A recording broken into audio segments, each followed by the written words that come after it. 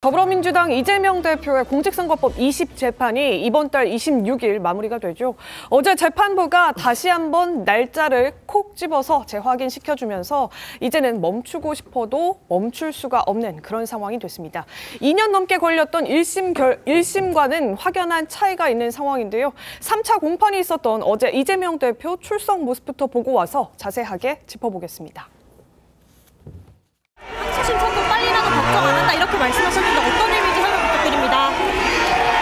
이제 진실은 오늘 첫 진실인데 어떤 거 준비하셨는지 궁금합니다. 항소심 재판부가 어제 재판 말미에 26일에 재판을 끝내겠다 다시 한번 강조했습니다. 화면 함께 보겠습니다. 어제 항소심 3차 공판이 있었습니다. 재판부가 26일 오후 최종 변론 절차를 진행하겠다, 결심하겠다 이렇게 얘기를 했습니다. 그래서 남은 재판은 이제 두 번입니다. 19일과 27일 이렇게 두 번 남았고 매주 수요일에 열립니다. 지난달 첫 재판 때 예고했던 대로 26일 그대로 결심하겠다, 더 늦춰지거나 그런 일 없다라고 다시 한번 재확인시켜줬고, 그래서 법조계 일각에서는 이재명 대표 측에서 제기한 위헌 심판 청구, 이건 수용하지 않는 방향으로 갈 것 같다, 이런 목소리도 함께 나오고 있습니다. 네, 이재명 대표 공직선거법 2심이 빠르게 이루어지고 있지만 걱정은 되지 않는다, 이렇게 말하기도 했습니다. 왜 그럴까요? 한번 들어보겠습니다. 공신법 2심은 언제쯤 나옵니까? 3월 달쯤에 선고하겠죠. 매우 빨리 진행되고 있는 거고요. 우리로서도 뭐 그렇게 그에 대해서 뭐 불만 없습니다. 빨리 정리되는 게 좋죠. 그래서 저는 아무 걱정을 하지 않는데. 공신법 2심은 아마 3월에 나올 것 같고, 그러면 대법 판결이 2달 내에 나올 것 같지는 않으니. 그건 불가능합니다. 그거는 불가능하죠. 그거는 그 형사소송법 절차 때문에 불가능해요. 예, 송영 변호사님, 이 형소법 절차 때문에 지금 2심 어차피 대법원 5월 선고까지는 못 갈 것이다, 지금 이런 주장하시는 것 같은데 왜 그런 겁니까? 이게 그 형사소송법상 우리가 상고를 하게 되면은 상고 기한이 항소심 판결 선고일로부터 일주일입니다. 그리고 사건이 대법원에 올라가면 피고인이나 변호인에게 상고 기록 접수 통지서라는 걸 송달을 하고요. 그 송달을 받은 때로부터 20일의 상고일류서 제출 기한이 기산이 됩니다. 그리고 이 사건은 아마도 쌍방이 상고하는 사건이 될 가능성도 있는데, 그러면은 검찰 쪽도 상고를 하지 않겠습니까? 그러면은 변호인이 그 상고일류서를 받아보고 또 열흘 안에 답변서를 내야 됩니다. 그러고 나서 이제 정식으로 심리할 재판부가 배당이 되는 것이기 때문에 사실 최소한으로 잡아도 2심 판결 선고 이후에 대법원이 실질적인 심리에 들어가기까지 약 40일 정도의 시간이 소요가 됩니다. 그래서 이재명 대표 측에서는 항소심 선고 이후에 2달 내에 대법원 선고가 나기는 현실적으로 사실상 불가능하다, 이런 취지의 이야기를 하고 있는 것 같은데요.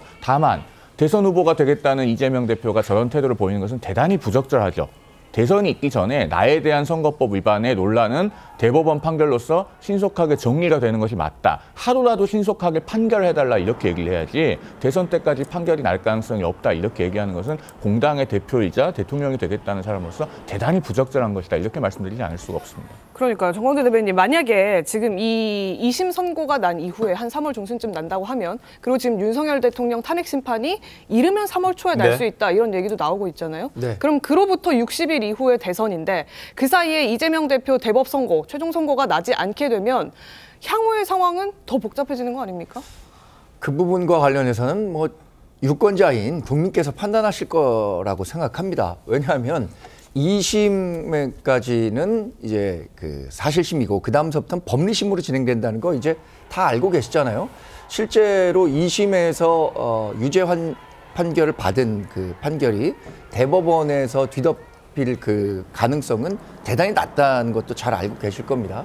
지금 송영 변호사 얘기한 것처럼 그 민주당 대표 또 가장 유력한 대권 주자로서 자신이 결격 사유가 있다는 점, 없다는 점, 이런 것들을 강조해도 모자랄 판에 지금 뭐 이 대법원까지는 판결이 안 날 거기 때문에 자신은 걱정하지 않는다라는 투의 이야기를 하는 것이 벌써 대단히 자신감을 잃은 거 아닌가라는 평가를 안 할 수가 없습니다. 오히려 잃은 것이다? 네.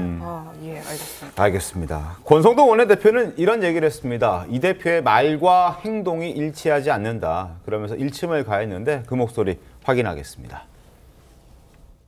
당 대표가 선거법 위반으로 재판받는 것도 부끄러운데 재판 일정을 가늠하며 너스레를 떠는 모습이 참으로 경박하기 짝이 없습니다. 그렇게 자신 있는 사람이 왜 소송기록 통지서를 이사불명, 폐문부재로 수령 거부했습니까?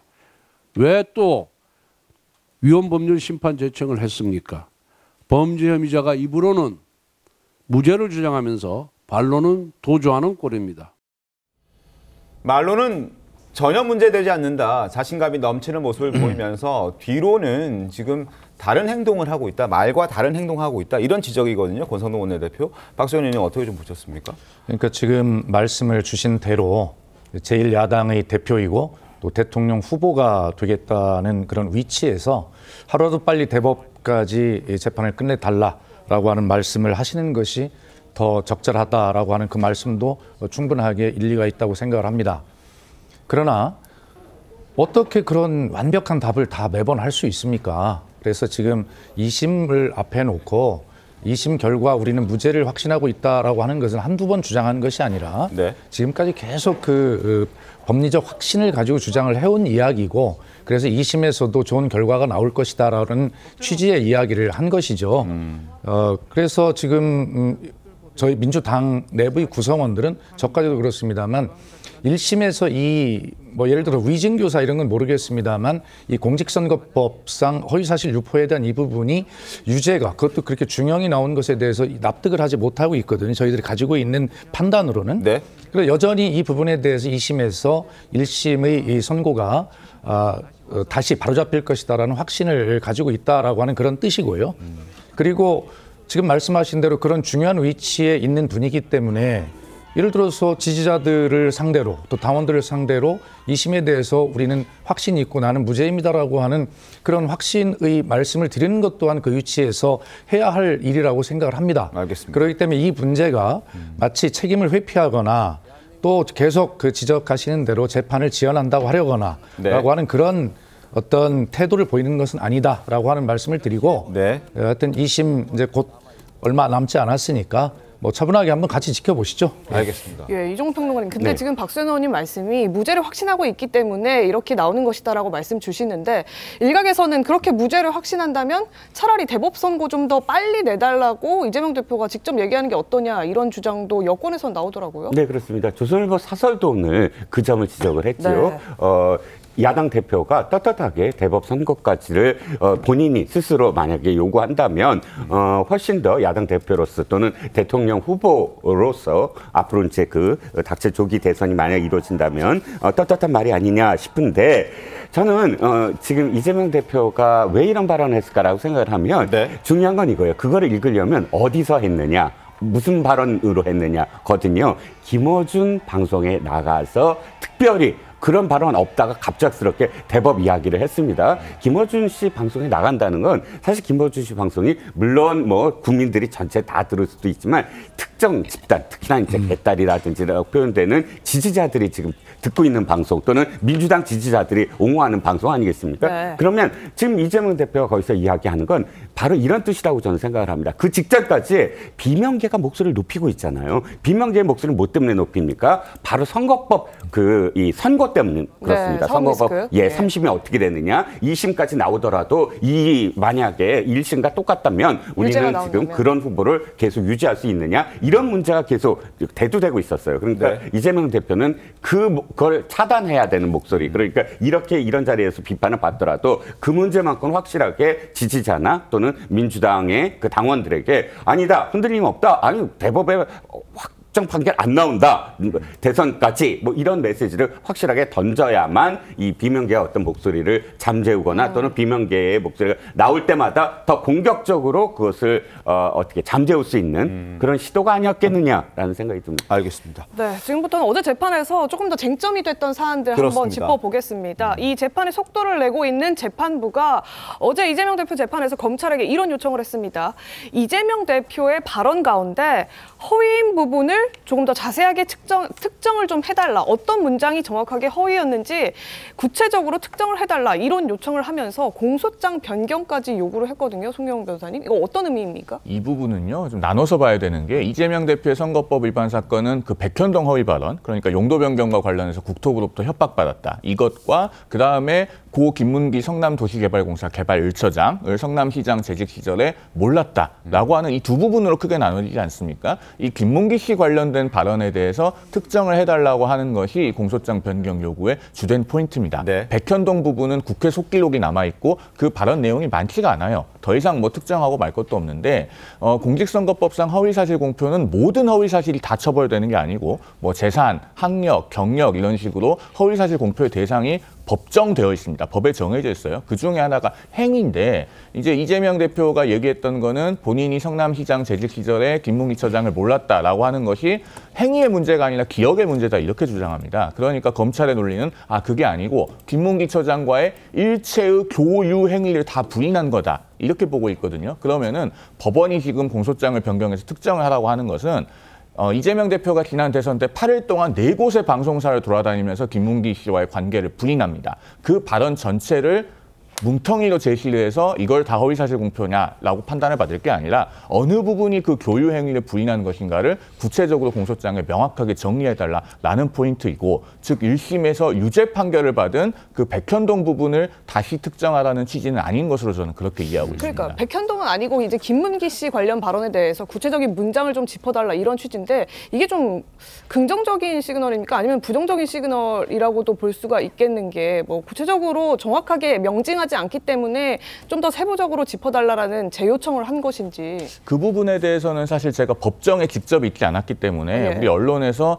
보도한 것만을 가지고 예단하기는 좀 어렵습니다. 다만 어쨌든 재판부가 2번에 걸쳐서 이것은 구체적으로 특정해야 되지 않겠냐라는 요구를 했고, 검사도 그걸 검토하겠다고 하니까 공소장 변경이 이루어질 걸로 보여요. 그리고 아마 그 공소장 변경이 필요하지 않느냐는 취지의 재판부의 성명이 있을 때 아마 그 뉘앙스가 있었을 겁니다. 이거 네. 이렇게 해가지고는 우리가 판단할 수 없다라는 취지인지, 아니면 이것을 공소장 변경하면은 유죄 쪽으로 갈 수 있다는 시그널을 주는 그런 언명이었는지, 이것은 아마 그 공판에 들어갔던 검사가 정확하게 느꼈을 겁니다. 알겠습니다. 어쨌든 뭐 지금 공소장 변경을 요구했지만 검찰에게, 그럼에도 불구하고 26일에 결심 공판을 하겠다는 재판부의 의지는 유지가 되고 있는 그런 상황입니다. 그리고 고 김문기 씨를 모른다고 했던 부분보다 사실 더 중요한 것은 백현동 개발과 관련해서 국토부의 압박이 있었느냐 없었느냐 이 부분일 겁니다. 관련해서 그래서 어제 공판에서도 백현동 개발 담당자였던 성남시 공무원을 증인으로 다시 불렀습니다.